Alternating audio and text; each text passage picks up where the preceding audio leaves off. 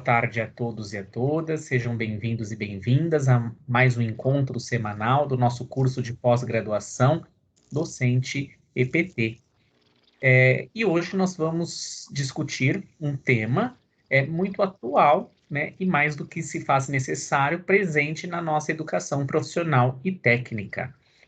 Eu sou o professor Fernando, sou coordenador estadual do Estado de São Paulo, do curso de pós-graduação, e convido para conversar conosco o professor Geraldo Santana. O professor Geraldo, ele é gestor de supervisão educacional da região de São José do Rio Preto e também é o coordenador de polo daquela região. Boa tarde, professor Geraldo, seja bem-vindo a este nosso bate-papo. Boa tarde, Fernando. Boa tarde a todos os coordenadores de polo, mediadores, a todos os cursistas que nos ouvem nesse momento. É um prazer muito grande compartilhar algumas reflexões com vocês sobre a inclusão na educação profissional. Então, vai ser realmente um momento para rememorarmos fatos das nossas vidas, da nossa experiência profissional e também prospectarmos algumas ações para o futuro, para que nós possamos realmente ter uma escola mais inclusiva e mais acessível em qualquer ponto do país. Muito bem, professor. Professor Geraldo, nós sabemos que historicamente a escola se construiu ao longo do tempo sobre um alicerce conservador e segregador.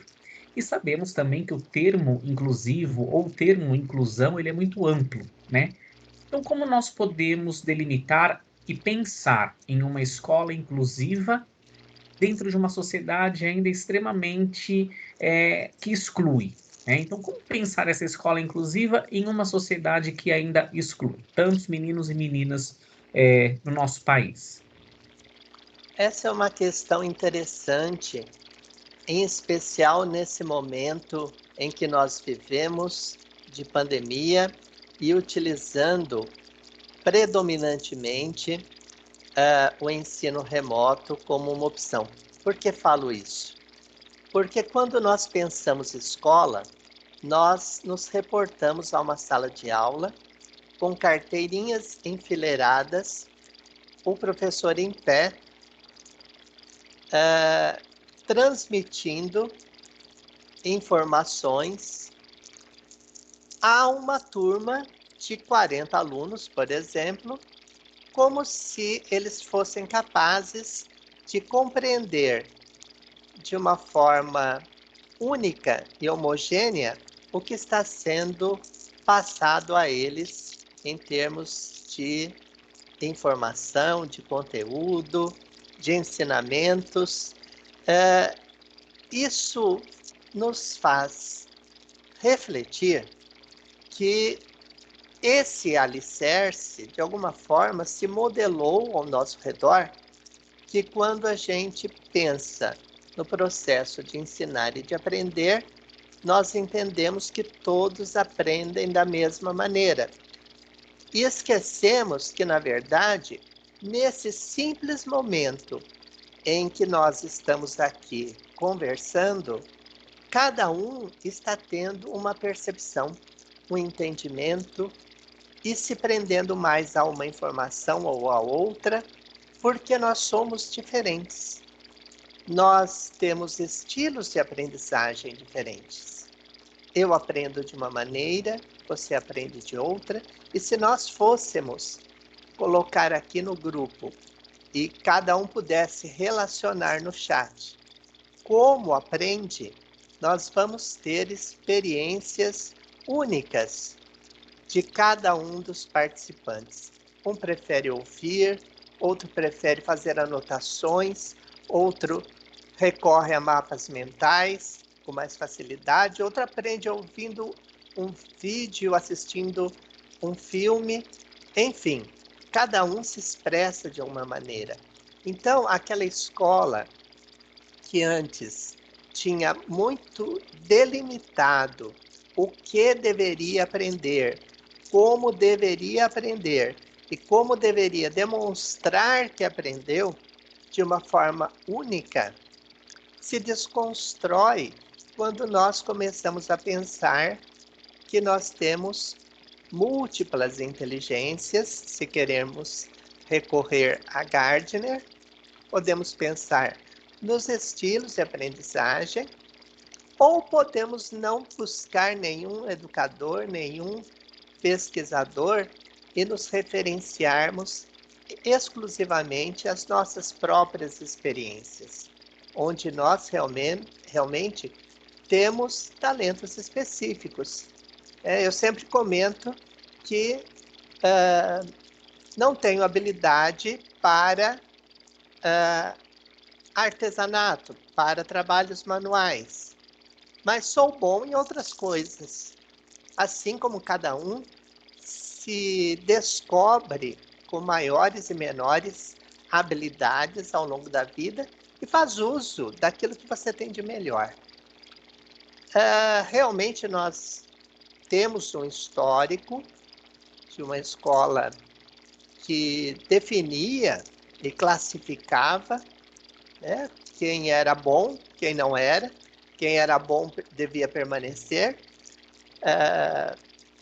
Alguns participantes aqui podem até relembrar de determinados momentos em que nós dividíamos os alunos em turma A, turma B, turma C, né? Você é bom, então você vai lá para a turma A. E assim, gradativamente, você podia chegar na D e na E. Ou ainda por período. Você é bom, estuda de manhã.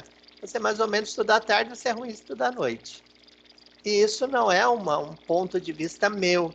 Quando eu estou falando isso, com certeza cada um traz à memória um modelo que de alguma forma existiu e que pode nos surpreender no cotidiano da sala de aula se não nos atentarmos. Isso tudo fruto e consequência, claro, que de concepções sociais, frutos de pouco conhecimento sobre como nós aprendemos. Hoje, com a neurociência, com tantos outros estudos que nos apoiam e facilitam e apontam caminhos para que nós possamos realmente nos centrar na aprendizagem, nós podemos começar a entender a escola de uma outra forma. E quando eu falei do ensino remoto, é porque nós acabamos desconstruindo que a escola é um espaço físico, né? Para que a gente possa entender que o ensinar e o aprender depende da inter-relação entre as pessoas e não entre as carteiras enfileiradas. Hoje, no ensino remoto, nós podemos conversar, ensinar e aprender de um para o outro, em uma conexão muito estreita, através, como estamos fazendo nesse momento, em uma live.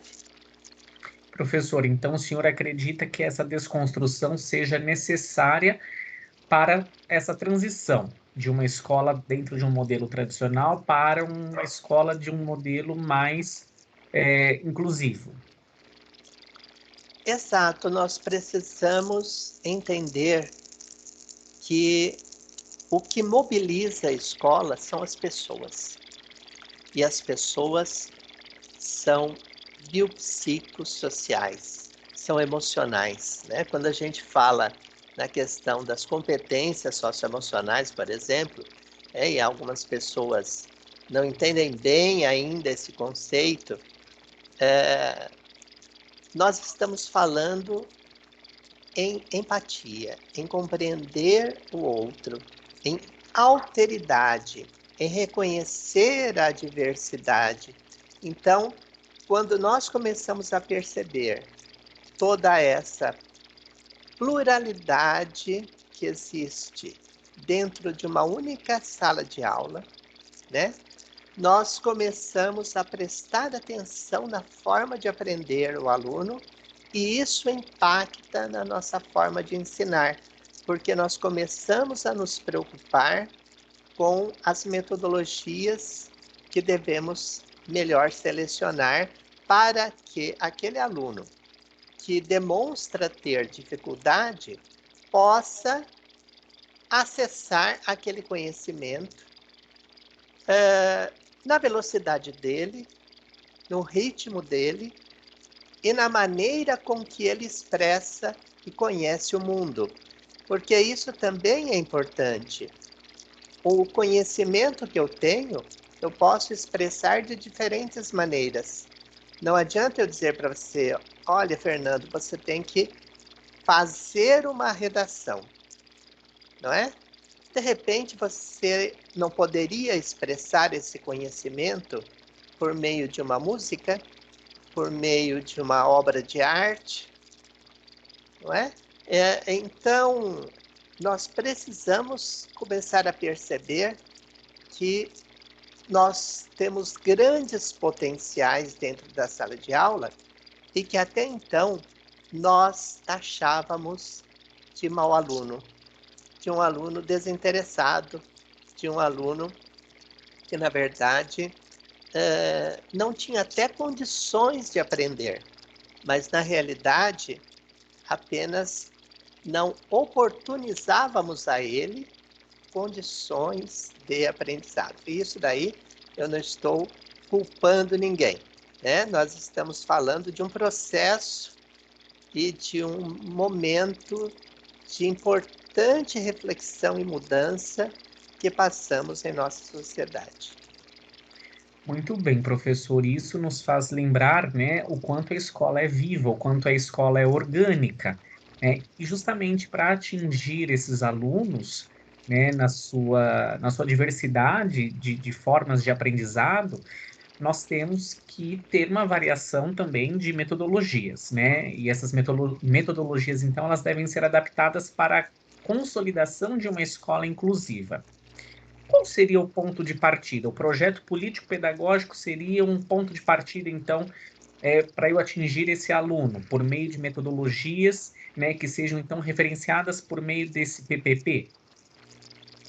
O projeto político-pedagógico, sem sombra de dúvida, é a alma da escola, principalmente se ele for concebido, construído, modelado pela coletividade, né? Então, eu falo em projeto político-pedagógico concebido pela comunidade escolar, porque também, se ele for escrito por uma pessoa e arquivado, ele não vai atingir os seus objetivos. Nós estamos falando em algo que seja pensado, escrito, conhecido, apropriado e praticado dentro da escola. Ou seja, ali está, de uma certa maneira, a filosofia da escola, onde ela se apoia em seu pensamento para que possa construir ações diversas.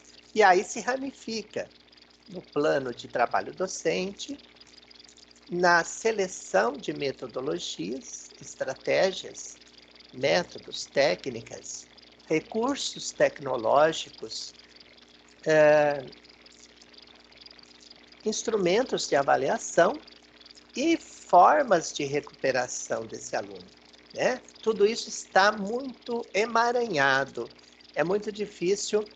É claro que quando a gente pensa um plano de ensino, né, falando mais genericamente, a gente separa metodologia, avaliação e recuperação, né? Mas isso é apenas para fins didáticos, para que eu possa ter um olhar mais claro. Na prática, isso tudo se entrelaça. Eu não consigo ter uma avaliação sem pensar na metodologia, não consigo pensar na metodologia sem pensar em como eu vou recuperar se ele não aprender, não é? Então, realmente nós precisamos pensar a escola com esse olhar inclusivo, mas não apenas por meio do projeto político-pedagógico, embora ele seja o pilar, né, onde se sustenta tudo isso. Mas no treinamento docente. Né? Então, eu acho que este curso, né, esta pós, ela teve a sensibilidade de trazer a reflexão dos seus participantes esse tema de inclusão, onde a gente dificilmente encontra, né? E fazer parte nos leva a pensar mais sobre o assunto. Então, treinar os professores para compreenderem melhor a inclusão no seu sentido amplo, né? Ou seja, eu tenho ali homens, mulheres, temos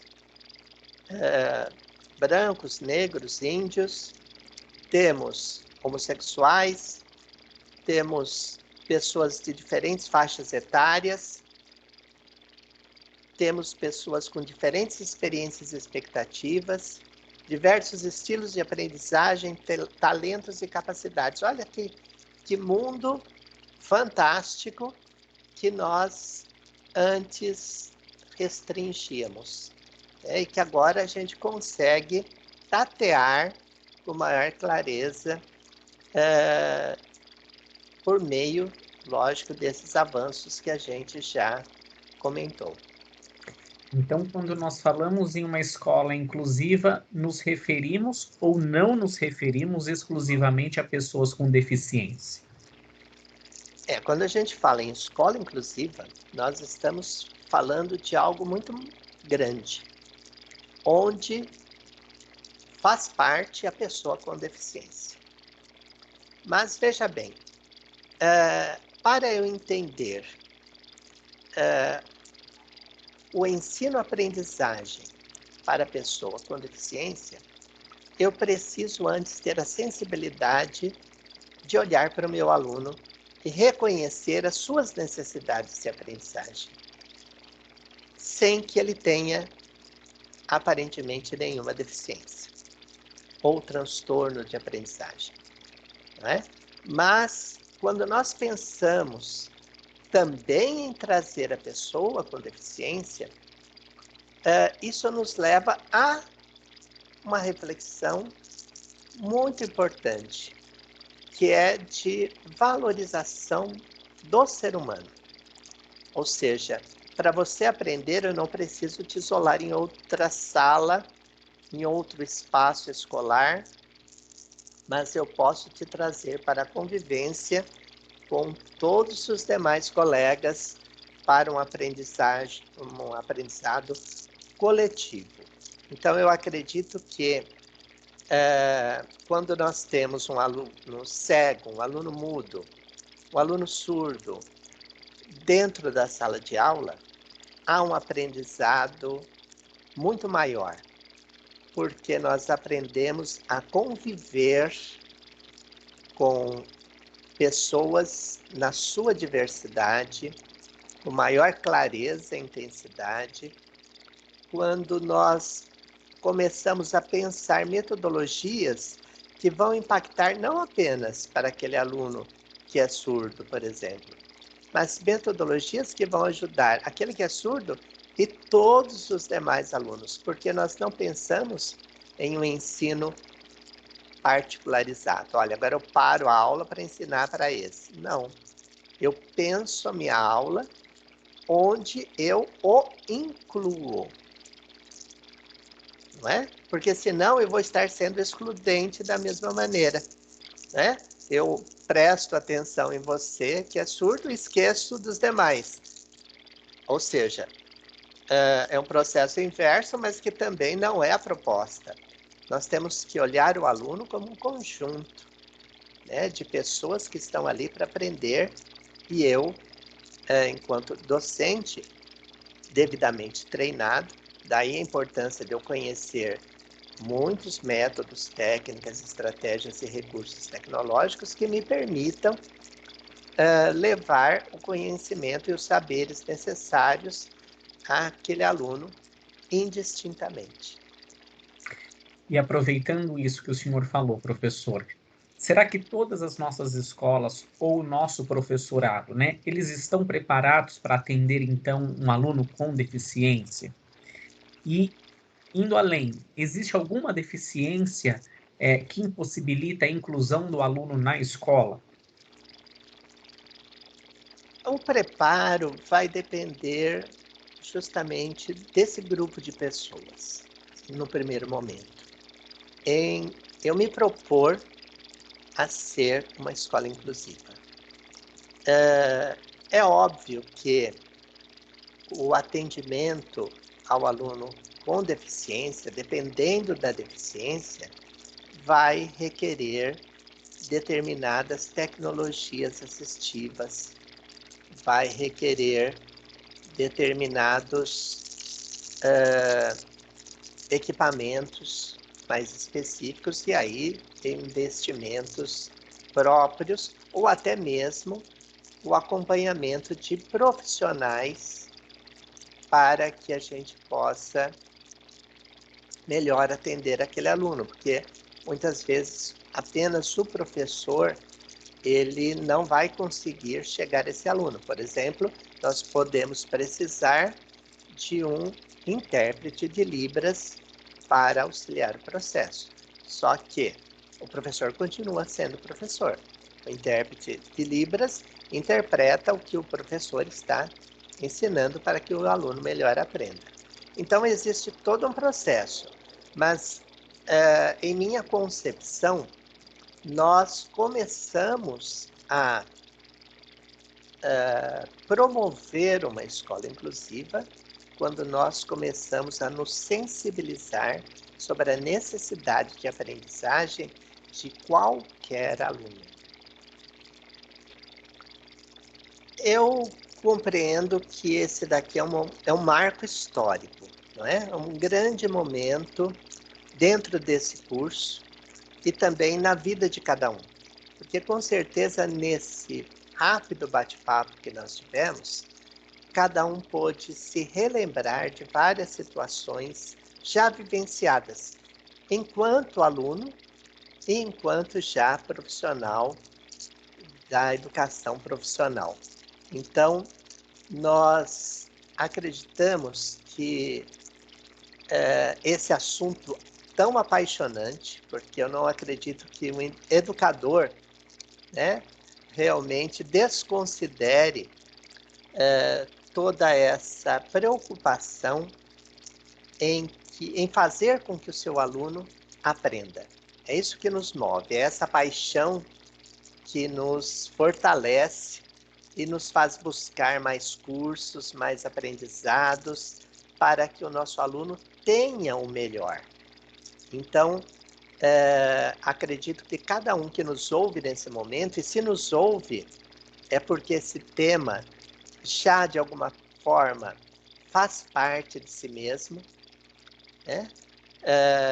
Então, estudem, busquem, se aprofundem nesse tema. É desafiador nesse momento? Sim, porque não estamos ainda habituados, né, a esse processo tão maravilhoso de ter uma escola altamente inclusiva. Mas, se nós começarmos, nós não vamos parar mais. E vamos sentir necessidade de aprender mais, e vamos sentir necessidade de trazer outros alunos, e vamos pensar em outras possibilidades, projetos e programas que venham ainda mais a fortalecer esse trabalho que, na minha concepção, a partir desse momento que nós vivenciamos, é justamente a grande meta e o grande foco da educação. Agradeço profundamente a atenção de todos. Obrigado, professor Geraldo. Nós também agradecemos a participação e a disponibilidade de cada cursista. Boa tarde e até o próximo encontro.